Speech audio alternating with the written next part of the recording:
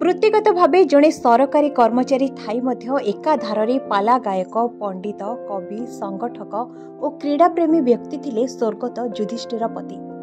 एकदा 42 मौजा शांति कमिटीर सभापति भावे कार्य करथिबा कटक सदर कलपड़ा निवासी स्वर्गत पति स्मृति उद्देश्य अनुष्ठित हो जाइछि 2 दिनिया रात्रिकालीन क्रिकेट टूर्नामेंट। स्थानीय कलपड़ा पंचायत पड़िया 42 मौजार समस्त पंचायत भाग नहीं 6 गोटी टीम को नहीं आयोजित यह टूर्नामेंटर अंतिम संध्यारे देखा मिलता खेलाड़ी और जनता अपूर्व उत्साह।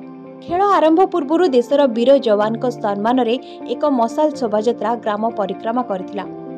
टूर्नामेंटर फाइनल मैच रे कुल सचिरुआ टीम को परास्त करी स्थानीय दहीगां टीम चैंपियन आख्या अर्जन करथिला।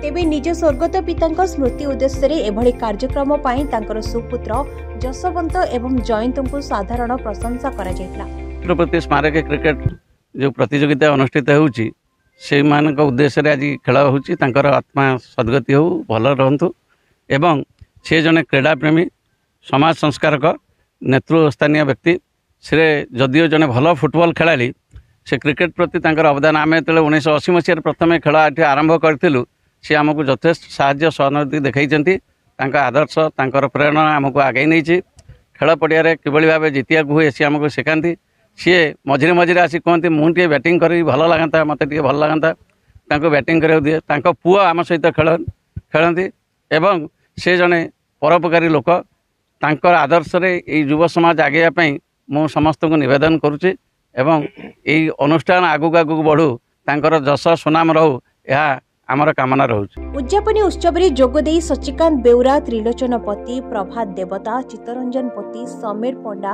अजय पति प्रमुख अतिथि माने विजेता दल को ट्रॉफी सह 3000 टंका और उपविजेता दल को ट्रॉफी सह 2000 टंका प्रदान करथिले।